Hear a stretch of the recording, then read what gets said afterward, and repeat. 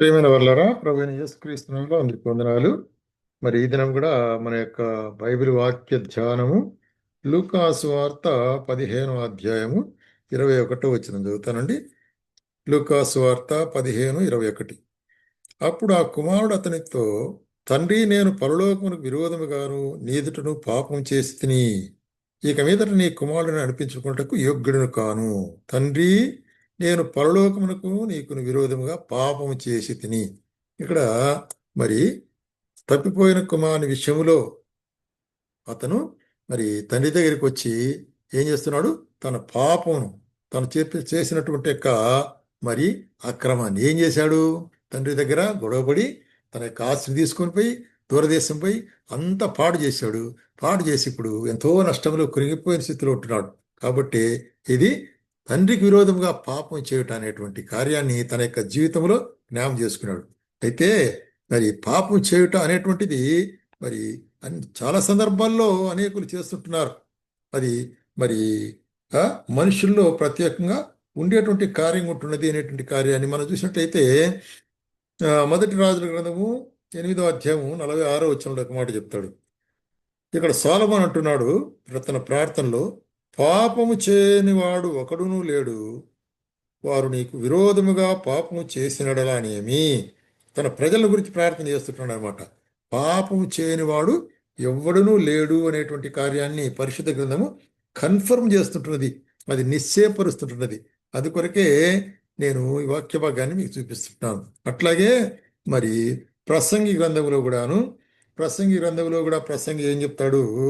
7వ అధ్యాయం 20వ వచనములో, పాపము చేయక మేలు చేయుచుండు నీతిమంతుడు భూమి మీద ఒక్కడునూ లేడు. కాబట్టి పాపము చేయకుండా నీతిమంతుడుగా నివసించే నీతిమంతుడు భూమి మీద ఒక్కడు కూడా లేడు అనేటువంటి కార్యం చెప్తున్నాడు. అట్లాగే నూతన నిబంధనలు కూడా అపోస్తలుడైన పౌలు ఏమంటాడంటే, రోమీయులకు రాసిన పత్రిక 3వ అధ్యాయం 23వ వచనములో, ఏ భేదము లేదు, అందరూ పాపం చేసి దేవుడు అనుగ్రహించు మహిమను పొందలేకపోతున్నారు అనేటువంటి కార్యం. కాబట్టి ఇక్కడ మనకు నిశ్చయముగా పరిశుద్ధ గ్రంథం బయలుపరిచింది ఏంటంటే, ప్రతి మానవుడు, అది ఆది కాండంలో కానీ మరి చూసినట్లయితే మరి పాత నిబంధనలో కానీ నూతన నిబంధనలో కానీ ఎక్కడైనప్పటికీ కూడా ఆనాటికి ఈనాటికి మనుషుడు పాపం చేసేవాడుగా ఉంటున్నాడు అనేటువంటి కార్యాన్ని మనం ఎరుగవలసి అనుకుంటున్నాం. అయితే దేవుని గ్రంథం సెలవిచ్చే మాట ఏంటంటే, చూడండి, కీర్తన 32వ అధ్యాయం 32వ కీర్తన 1వ వచనం, తన అతిక్రమములకు పరిహారం పొందినవాడు, తన పాపమునకు ప్రాయశ్చిత్తము నొందినవాడు ధన్యుడు. కాబట్టి పాపమునకు ప్రాయశ్చిత్తము లేక పాపమునకు రిపెంటెన్స్ అనేటువంటిది, పశ్చాత్తాపం అనేటువంటి ప్రాముఖ్యమైన కార్యం. యెహోవా చేత నిర్దోషిని ఎంచబడిన వాడు, ఆత్మలో కపటం లేనివాడు ధన్యుడు. కాబట్టి పాపము చేయనివాడు ఒకడు లేడు. కానీ దేవుడు ఏమి ఎదురు చూస్తున్నాడంటే, పాప పరిహారం కొరకై మరి లోబడేవాడు కావాలి, పాప పరిహారం నొందేవాడు కావాలి, పాపాన్ని అంగీకరించేవాడు కావాలి, ఒప్పుకునేవాడు కావాలా అనేటువంటి కార్యాన్ని గురించి చెప్తున్నాడు. ఎప్పుడైతే పాపను ఒప్పుకుంటామో మరి ఆయన మనం క్షమించేవాడుగా ఉంటున్నాడు. అందుకొరకే యోహాను రాస్తాడు, ఏమంటున్నాడు? మొదటి యోహాను పత్రికలో మనం చేసినట్లయితే 1వ అధ్యాయము 8-9 వచనాల్లో ఏం గమనిస్తున్నారు ఇక్కడ? చూడండి, మనం పాపము లేని వారము చెప్పుకునేలా మనలను మనమే మోసపుచ్చుకుందుము, మరియు మనలో సత్యం ఉండదు. మనం పాపములని మనం ఒప్పుకునే ఎడలా ఆయన నమ్మదగిన వాడును నీతిమంతుడు గనుక ఆయనే మన పాపమును క్షమించి సమస్త దుర్నీతి నుండి మనల్ని విడుదల చేయరు. కాబట్టి విషయం ఇక్కడ ఏంటంటే, పాపం ఒప్పుకునుట, పాపం యథార్థంగా ఒప్పుకున్నప్పుడైతే ఆ విధంగా ఆయన మరి తన యొక్క మరి కృప ద్వారా మనల్ని క్షమించేవాడుగా ఉంటున్నాడు. మన పాపను క్షమించేవాడు ఉంటున్నాడు. మన పాపలన్నీ కూడా ఆయన తన యొక్క రక్తము చేత తుడిచివేసేవాడు ఉంటున్నాడు. అందుకొరకే ఆయన సిలువలో మన పాప పత్రమును లేక రుణపత్రమును సిలువలో చించివేసి ఉంటున్నాడు. అంటే మనందరి పాపల కొరకై ఆయన సిలువలో మరి మన కొరకే మరణించినాడు. కాబట్టి ఆయన మరణించి భూస్థాపన తిరిగి లేచినాడు. కాబట్టి పాప పరిహారణ కొరకై, పాప నివృత్తి కొరకై మనము యేసు ప్రభు ఒక మార్గం ఏర్పరిచాం. అయితే అనేక సందర్భాల్లో మనం ఏం చేస్తామంటే పాపాన్ని నిజంగా ఒప్పుకోం. మరి చూసినట్లయితే మరి ఇక్కడ చూస్తుంటున్నాము సమూయేలు మొదటి సమూయేలు గ్రంథంలో మనం గమనించినట్లయితే ఇక్కడ సౌలు విషయంలో ఒక మాట చూస్తుంటున్నాం. మొదటి సమూయేలు గ్రంథము 15వ అధ్యాయంలో ఇక్కడ ఏం చూస్తున్నామంటే, సౌలు మరి ఒక పాపము లేక ఆజ్ఞాతిక్రమం చేసినాడు. ఇక్కడ చేయకూడదు అని చెప్పేటువంటి కార్యము చేసినాడు. అందుకొరకే సమూయేలు దగ్గర సమూయేలు వచ్చి అడిగినప్పుడు, ఏంటి సౌలాను ఇట్లా చేసినవే అని అడిగినప్పుడు, మరి సౌలు ఇచ్చుకునేటువంటి ఒక ఎక్స్ప్లెనేషన్ ఏంటంటే, గిల్గాలులో నీ దేవుడైన యెహోవాకు బలి అర్పించుటకై జనులు శపితములకు గొర్రెలలోను ఎడ్లలోను ముఖ్యమైన వాటి తీసుకుని వచ్చిందని సమూయేలుతో చెప్పెను. ఎక్స్ప్లెనేషన్ చెప్తుంటాడు, ఎందుకు తప్పు చేసినావంటే. అందుకు సమూయేలు తాను సెలవిచ్చిన ఆజ్ఞను ఒకడు గైకొనటం వలన యెహోవా సంతోషించినట్లు ఒకడు దహన బలులను అర్పించటం వలన ఆయన సంతోషించునా, ఆలోచించుము. బలులు అర్పించటం కంటే ఆజ్ఞ గైకొనట శ్రేష్టం. కాబట్టి మరి ఆయన కార్యమే నెరవేర్చిన అంటున్నవే, ఆయన చెప్పిన మాటకు లోబడలేదే. కాబట్టి ఏముంటున్నది ఇది, ఎట్లాగుంటున్నది అంటే, నువ్వు చేసిన పని మరి తిరుగుబాటు చేయటం అంటే సోది చెప్పుటైన పాపంతో సమానమైనది. మూర్ఖత్వం అగుపరచుట అనేటువంటిది విగ్రహారాధనకు సమానమైంది అన్నప్పుడు సౌలు వెంటనే ఏం చేశాడంటే, మరి జనులు నేను జనులకు భయపడి మరి యెహోవా ఆజ్ఞను నీ మాటను మీరి పాపం తెచ్చుకుంటుని.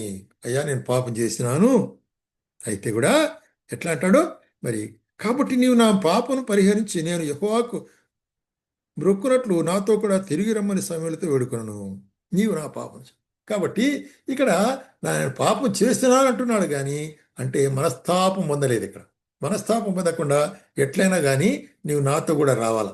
ఎందుకంటే ఈ ప్రజల ఎదుట మరి నీవు నన్ను వదిలిపెట్టిపోయినట్లయితే ప్రజల చూపులో దృష్టిలోనే చిన్నవాని అయిపోతాను, నాక గౌరవం తగ్గిపోతుంది, నా మర్యాద తగ్గిపోతుంది అని బలవంత పెడతాడు సమూయేలు. ఇది అతను చేసినట్టు. కాబట్టి ఈ యొక్క మరి పాప పశ్చాత్తాపం ఇది సరైనది కాదు. ఎందుకంటే అక్కడ దీనత్వం అనేటువంటిది లేదన్నమాట. నేను రాజును కదా, పాపం ఎట్లాగా నేరుగా ఒప్పుకునేది, సరే పాపం చేసినా అయినా పర్వాలేదురా అన్నట్లు పిలుస్తుంటాడు అనమాట. అట్లాగే మరి అక్కడ చూసినట్లయితే మత్తయి సువార్త 27వ అధ్యాయంలో ఇస్కరియోతు యూదా కూడా అట్లాగే యేసు ప్రభును అప్పగించినాడు.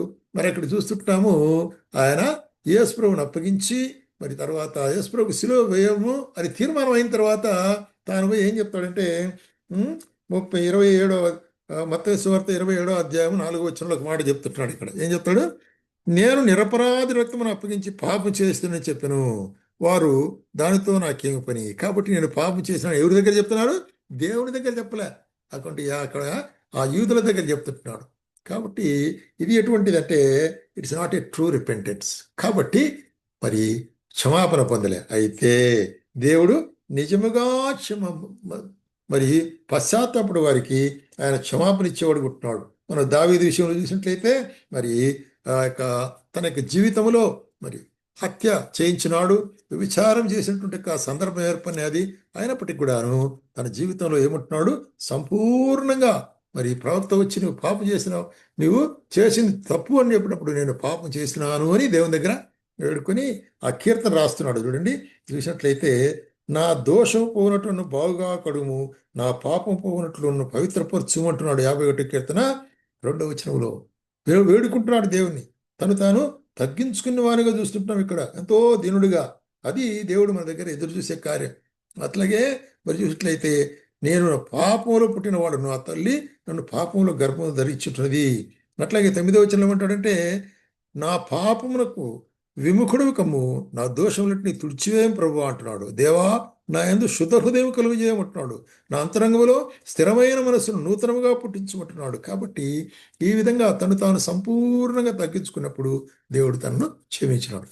కాబట్టి దేవుడు క్షమించుట అనేటువంటిది దావీదు విషయంలో అది నిజమైన పశ్చాత్తాపం. కాబట్టి దేవుడు అయితే సౌలు విషయంలో పశ్చాత్తాపన్నాడు, కానీ అది నిజమైన పశ్చాత్తాపంగా ఆయన మరి నిరూపించుకోలేదు అక్కడ.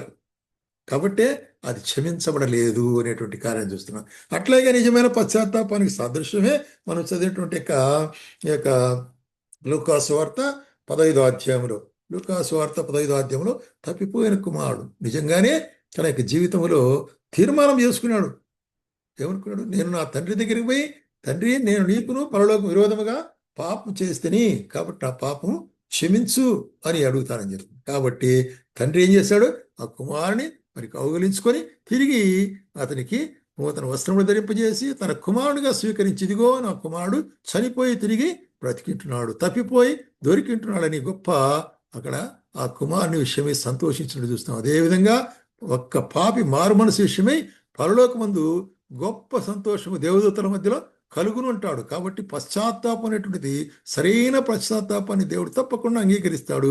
క్షమించి వారిని మరి తన పాపలన్నింటి కూడా మరి మన్నించి మర్చిపోయే దేవుడు ఉంటున్నాడు. కాబట్టి ఆశీర్వదించే దేవుడు ఉంటున్నాడు. కాబట్టి సరైనటువంటి యొక్క పశ్చాత్తాపం అనేటువంటిది ప్రాముఖ్యమైన కార్యము అని మనం ఇక్కడ చూస్తున్నాం. అందుకొరకే ఏదో నేను పాపం చేసినాను అని చెప్పేది కాదు, కానీ పాపం చేసినాను మనస్ఫూర్తిగా పశ్చాత్తాపడుట అనేటువంటి చాలా అవసరం.